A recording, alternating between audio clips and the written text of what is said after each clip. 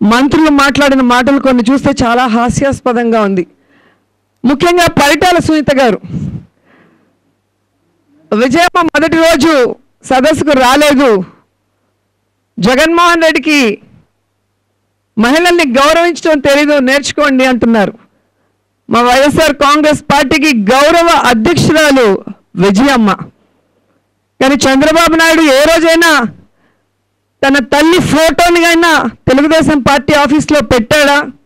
ఆవిడ బ్రతికుండగా హైదరాబాద్కి ఆవిడని పిలిచి కడుపు నిండా భోజనం అయినా పెట్టాడా?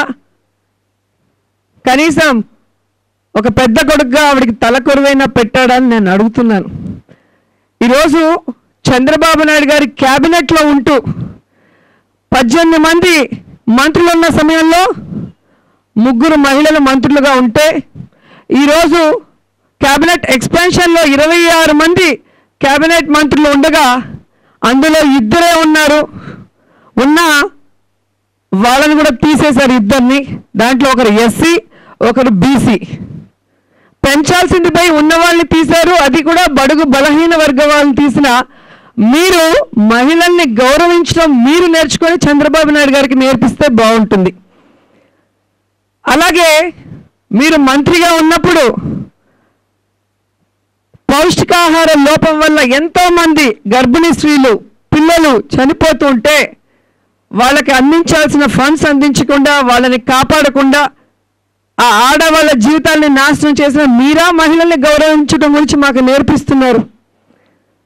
ఈరోజు హెల్త్ డ్రింక్ అని చెప్పి సుప్రీంకోర్టు ఇచ్చిన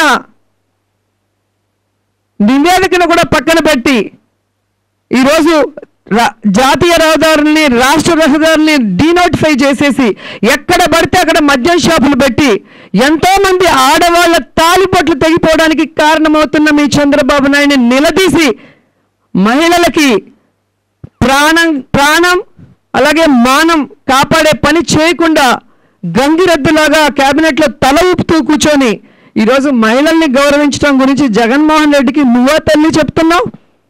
నారాయణ కాలేజీలో ఎంతమంది ఆడపిల్లలు ఆత్మహత్యలు చేసుకుంటుంటే కనీసం ఒక చిన్న కేసు కూడా లేకుండా చెట్టంత ఆడపిల్లలు చనిపోతుంటే, ఆ తల్లిదండ్రులు కుమిలిపోతుంటే ఆ ఆడబిడ్డల్ని కాపాడి ఆ నారాయణకి బుద్ధి చెప్పాల్సింది పోయి చంద్రబాబు నాయుడికి తల ఊపుతూ క్యాబినెట్లో కూర్చొని ఆడవాళ్ళ గురించి నువ్వు మాట్లాడుతున్నావు, గౌరవం గురించి నువ్వు మాట్లాడుతున్నావు అంటే నిజంగా ఇంతకన్నా సిగ్గుచేటు మరోటి లేదు.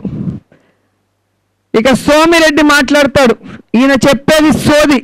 ఈ సోది కోసమే ఆయనకి ఎమ్మెల్సీ ఇచ్చారు. నిజంగా సిగ్గు మానమున్న ఎవరైనా కూడా కంటిన్యూస్గా 4-5 సార్లు ఓడిపోతే తలెత్తుకొని బయట కూడా తిరగలేరు. కానీ ఇలా మాట్లాడతాడు కాబట్టే అడ్డదిడ్డంగా ఈయనకి ఎమ్మెల్సీ ఇచ్చి మినిస్టర్ ఇచ్చారు తప్ప ఈరోజు ఇంకేముంది ఈయన దగ్గర? నెల్లూరు ప్రజలే చీకొట్టి తరిమేస్తే చంద్రబాబు నాయుడు పక్కన పెట్టుకున్నాడంటే ఎలాంటి వాళ్ళని చంద్రబాబు నాయుడు గారు ఎంకరేజ్ చేస్తారన్న విషయాన్ని కూడా మీరు తెలుసుకోవాల్సిన అవసరం ఉంది.